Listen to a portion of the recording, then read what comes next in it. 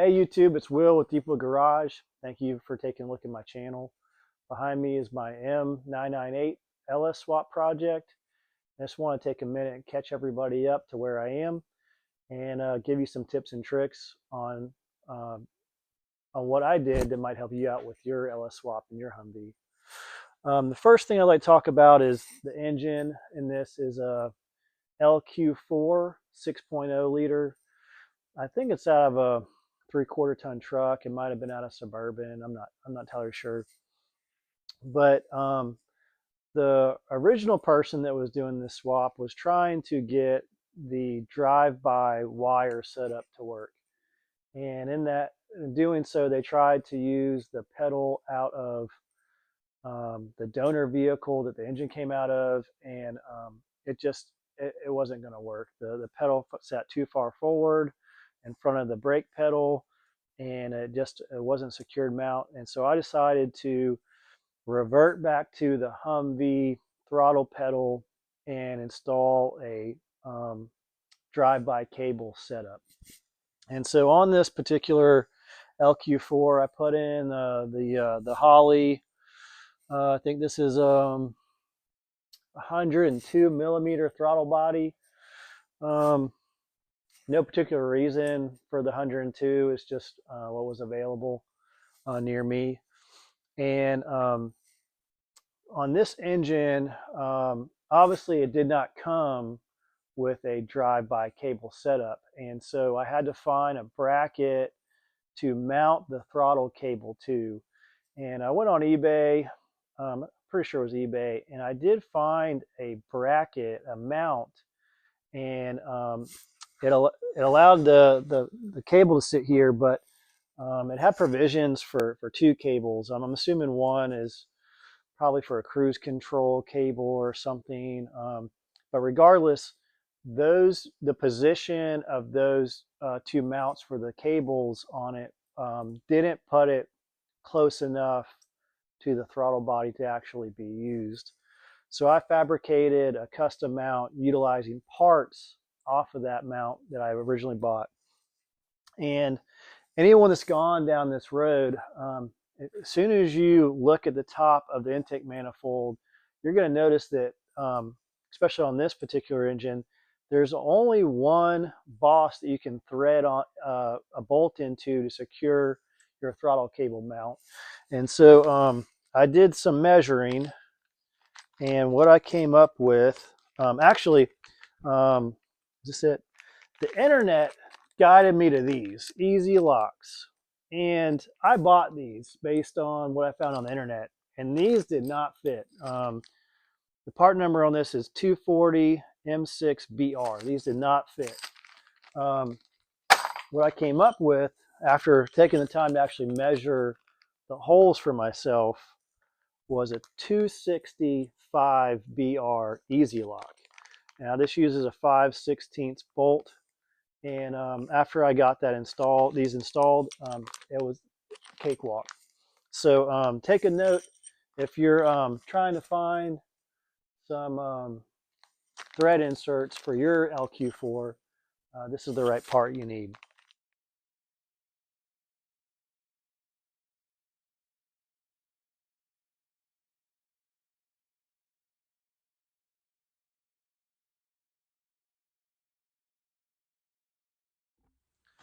So I'm just going to take a minute, and I'm going to try to get you guys caught up to how I got to this point of the project where I started running all the wiring through the dash to kind of tidy up and protect the ECU from elements.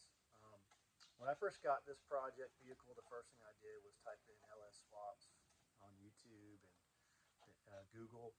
And one of the first things that popped up was the Grind Hard Plumbing project where they swapped an LS1 into a Humvee. And that gave me a lot of inspiration ideas. But I did notice that on their project, they mounted the ECU on top of the fender apron where it's kind of exposed to the elements. And I also didn't like, on each of these harnesses that come in these kits, there's a series of relays that offshoot off of that harness, and you need to mount this somewhere that's accessible, easy to see. And I didn't like the idea of mounting them inside the engine cavity, which is where they were kind of loosely laying around on the harness. And so I kind of roughed everything up and figured out that if I ran it through the heater vent tube, the wires, I came up through, I don't know if you can see this right here. If I came up through here, I could run the wires through the old heat tube or heater area that was on the Humvee. And the person whose vehicle this is does not plan on using the heater ever. And we also did the bypass on the engine for the heater core. So it made sense to go ahead and remove that. And this is the heater tube. This is what it looks like. And it rests in the vehicle like this. And it is really hard to remove. You have to unscrew a panel that runs the center of the doghouse to access this side of it. And what I had to do was take the end handle of a long hammer and stick it up in the dash to be able to get this part to twist back or twist forward. And when I did that, I was able to pull the whole tube out from the doghouse area. And that opened up enough room to run all my wires through. And it gave me the ability to accomplish my goal of mounting the ECU out of the elements, which will be tucked up out of the dash, under the dash. And when I did that, the one problem that presented itself was I found out that the transmission harness was no longer long enough to reach all the way over here. And so I had to find a company that made harnesses to extend that about 2 feet. I think it was 24 or 26 inches. But that extension, invaluable. I'm stoked that I was able to do that. And I also found a company on eBay that makes these mounts here for the ECU. And so what I plan on doing is, so there's 8 holes, 4 to mount this mount, and 2 are to mount the ECU. So what I plan on doing is I'll rough it where I think it needs to be on top of the fender, and I'll drill the holes for it through the top of the fender, and then I'll be able to go through the bottom, mount this, and that way the ECU isn't directly on the fender. It's got like a little ledge, and that way it's easier to access the plugs should they ever need to be accessed. And also, it does a really good job of letting you be able to get behind the ECU if you ever needed to see what lights are lit up on the back of it. But I'm going to kind of try to go through the wiring. If you look on the manual, it does a really good job of walking through everything. But when it comes to your main harness and your transmission harness, you've got to figure out some things. Obviously, your battery, your fuel pump, and your chassis ground, that's really easy. But the big question comes in, okay, your switched 12-volt power. Obviously, that's coming off your ignition. And so on this 4-post style ignition switch, the center post, it goes directly to your starter. And what I'm going to be doing is I'm actually going to rewire all this to clean it up and put weatherproof connectors on here. But I want to run this wire to my neutral safety switch, which is on my shifter, and then go to the starter. So in the future, should someone go to start this car, it will never start in gear. I've got one post going directly to my battery, which is this orange wire. And if you look on these switches, this one says ignition. So that's what I plugged my 12-volt switched red and white wire to. So the other side of this is the accessory side. And it says here in the directions that your switch power for your transmission harness should be connected to 12-volt switch power source as user trigger relay. It says to use a relay or separate switched ignition power pickup point to supply power to the transmission harness.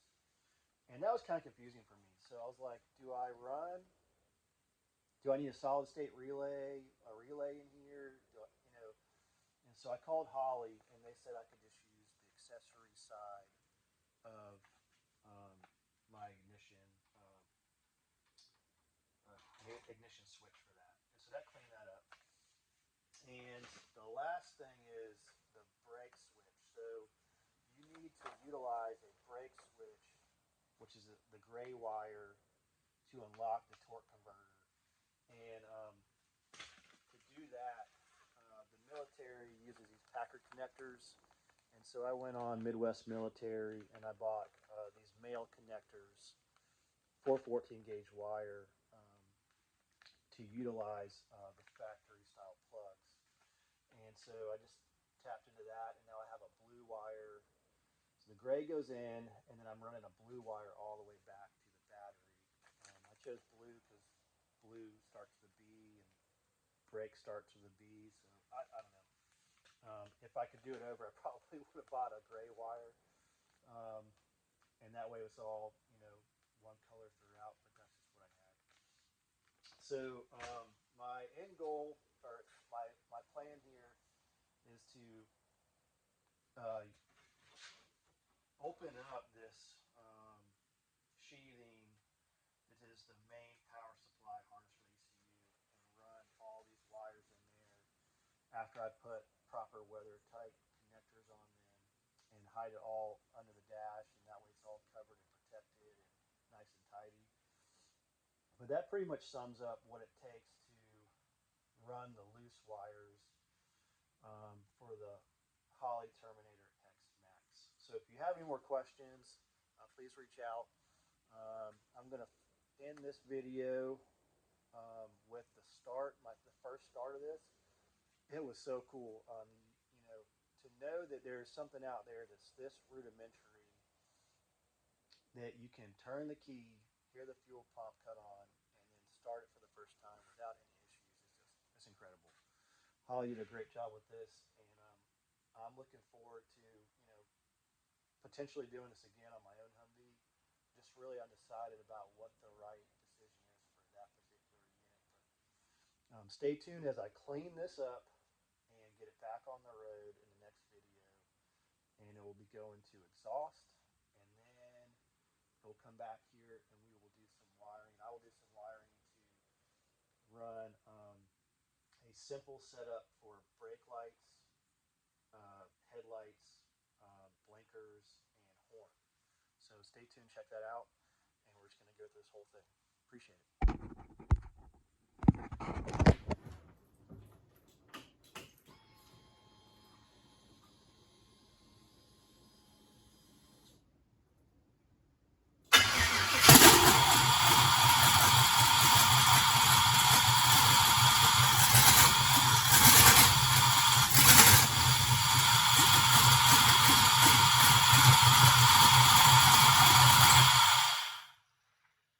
So I just wanted to do a quick walk around of my personal Humvee I just got.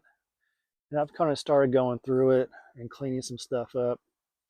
I removed the passenger seat and put in this different seat mount to try to see what it's going to take to fit in the Mastercraft seats I have. 322 miles showing on this, and underneath it's clean enough, I believe it. Fun thing I figured out, even though I spent some time in the Marine Corps, I didn't know, I wasn't in Motor T, so I didn't know that these are called ruck numbers. And so you can use these codes. This is a M01146 to figure out what unit these vehicles belong to. And there's a second number on this one. It's a M20192. And basically this comes back to a unit, the 3rd Civil Affairs Group, based out of Great Lakes, Michigan, or Great Lakes, Illinois. And so that's where this came from and who it belonged to. And they took very good care of it. It's just a shame that the engine decided to give it up. But I'll be fixing that soon. And thank you guys for checking out my channel. And look forward to showing you the conclusion of the M998 and starting to figure out what to do with this.